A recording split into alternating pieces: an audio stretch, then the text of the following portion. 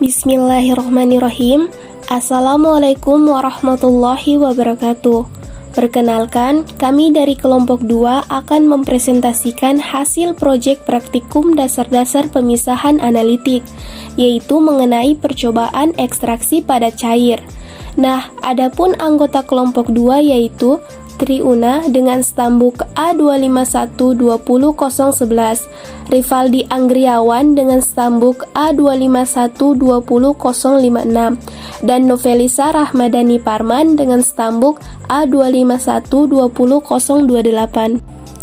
Adapun permasalahan yaitu flavonoid sebagai salah satu kelompok senyawa fenolik yang banyak terdapat pada jaringan tanaman dapat berperan sebagai antioksidan. Aktivitas antioksidatif flavonoid bersumber pada kemampuan mendonasikan atom hidrogennya atau melalui kemampuannya mengkelat logam. Kelor atau Moringa oleifera merupakan tanaman perdu yang mengandung senyawa antioksidan flavonoid. Untuk menentukan kandungan total fenolik dari ekstrak daun kelor, sekelompok mahasiswa ditugaskan untuk melakukan ekstraksi metode maserasi dan sokletasi. Selanjutnya, ekstrak pekat yang diperoleh dilakukan uji secara kualitatif dan kuantitatif untuk mengetahui kandungan flavonoid total dalam ekstrak daun kelor. Adapun rumusan masalah pada percobaan ini yaitu yang pertama, bagaimana cara mengidentifikasi adanya flavonoid dari ekstrak etanol daun kelor. Yang kedua yaitu bagaimana cara menentukan persen rendemen flavonoid pada daun kelor atau Moringa oleifera. Nah, kemudian adapun tujuannya yaitu pertama, untuk mengetahui cara mengidentifikasi adanya flavonoid dari ekstrak etanol daun kelor. Dan yang kedua yaitu untuk mengetahui cara menentukan persen rendemen flavonoid pada daun kelor atau Moringa oleifera. Adapun dasar teori pada percobaan ini yaitu ekstraksi merupakan salah satu metode pemisahan zat terlarut dengan pelarutnya berdasarkan titik didih pelarut. Metode ekstraksi terbagi atas dua cara yaitu maserasi dan sokletasi. Maserasi merupakan cara ekstraksi yang paling sederhana. Bahan simplis yang digunakan dihaluskan berupa serbuk kasar, dilarutkan dengan bahan pengekstraksi. Kemudian sokletasi merupakan cara ekstraksi yang dilakukan dalam sebuah alat yang disebut soklet dengan pelarut polar berdasarkan titik didihnya. Daun kelor adalah tanaman dengan nama latin Moringa oleifera atau dikenal juga sebagai daun moringa. Tanaman ini telah dipuji karena khasiatnya yang telah diketahui sejak ribuan tahun lalu. Kelor diketahui mengandung lebih dari 90 jenis nutrisi berupa vitamin esensial, mineral, asam amino, anti penuaan, dan anti-inflamasi. Rancangan prosedur analisis. Adapun alat dan bahan yang akan digunakan pada percobaan ini yaitu labu alas bulat, statif dan klem, kondensor, corong, sifon, Erlenmeyer, pompa dan selang, evaporator, gelas kimia ukuran 100 ml, blender, neraca analitik, spatula, cawan, plat tetes, batang pengaduk, kapal steril, kertas saring, daun kelor, HCl pekat, vaselin, dan serbuk magnesium. Preparasi sampel.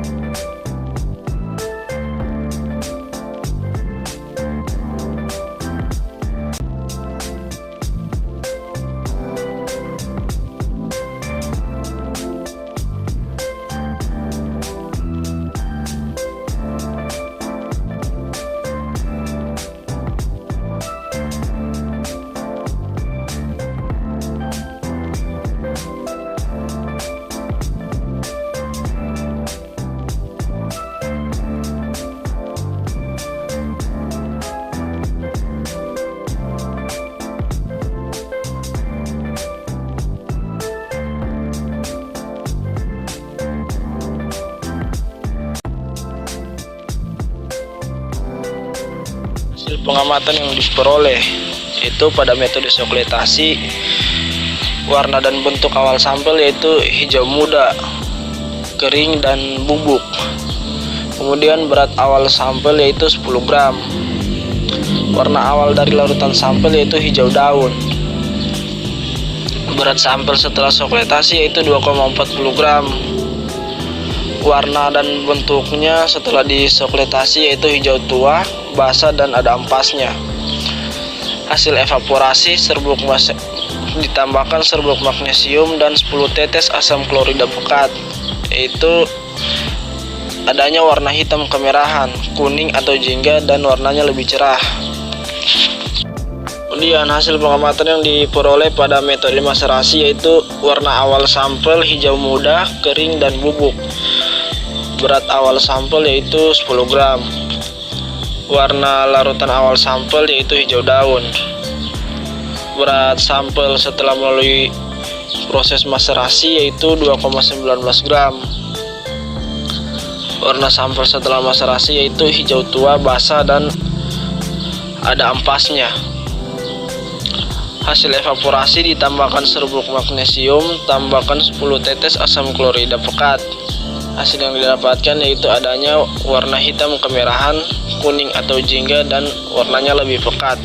Selanjutnya menghitung persen rendemen dari sokletasi dan maserasi menggunakan rumus persen rendemen sama dengan berat hasil dibagi berat sampel dikali 100%. Sokletasi diperoleh yaitu 24% dan maserasi diperoleh yaitu 21,9%. Selanjutnya pembahasan. Prinsip sokletasi adalah penyaringan yang berulang-ulang sehingga hasil yang didapat sempurna dan pelarut yang digunakan relatif sedikit. Pelarut organik dapat menarik senyawa organik dalam bahan alam secara berulang-ulang. Prinsip maserasi adalah pengikatan atau pelarutan zat aktif berdasarkan sifat kelarutannya dalam suatu pelarut. Analisis yang digunakan pada percobaan ini yaitu analisis kualitatif, bertujuan untuk menemukan dan mengidentifikasi suatu zat berupa flavonoid. Sedangkan analisis kuantitatif bertujuan untuk menentukan jumlah atau banyaknya zat, yaitu menentukan persen rendemen dari hasil sokletasi dan maserasi. Kemudian struktur molekul dari flavonoid dapat dilihat pada gambar 2.2 berikut. Selanjutnya, hasil rendemen yang diperoleh pada percobaan ini yaitu pada sokletasi didapatkan sebesar 24%, sedangkan pada maserasi didapatkan sebesar 21,9%. Kemudian spektrofotometri UV vis, singkatan dari spektrofotometri sinar ultraviolet dan visible atau cahaya tampak. Metode ini didasarkan pada pengukuran energi cahaya oleh suatu zat kimia pada panjang gelombang maksimum tertentu. Berdasarkan literatur yang didapatkan, metode ini dapat digunakan untuk mengetahui kadar dari flavonoid. Akan tetapi pada percobaan ini kami tidak menggunakan metode spektrofotometri UV vis. Berdasarkan literatur yang didapatkan, bahwa hasil yang didapatkan pada percobaan sokletasi dan literatur sama, hanya saja berbeda dari besar persen rendemennya saja. Begitu juga dengan perbandingan antara hasil literatur dan hasil yang didapatkan pada percobaan maserasi. Nah, berdasarkan tujuan dan hasil yang didapatkan, dapat disimpulkan bahwa dalam ekstrak etanol daun kelor terdapat senyawa flavonoid yang ditandai dengan terbentuknya warna hitam kemerahan, kuning, atau jingga. Persen rendemen yang didapatkan yaitu pada sokletasi 24%, sedangkan pada maserasi 21,9%. Nah, itulah tadi pemaparan percobaan ekstraksi padat cair dari kelompok kami. Sekian kami akhiri, wabillahi taufiq wal hidayah. Wassalamualaikum warahmatullahi wabarakatuh. Thanks for watching.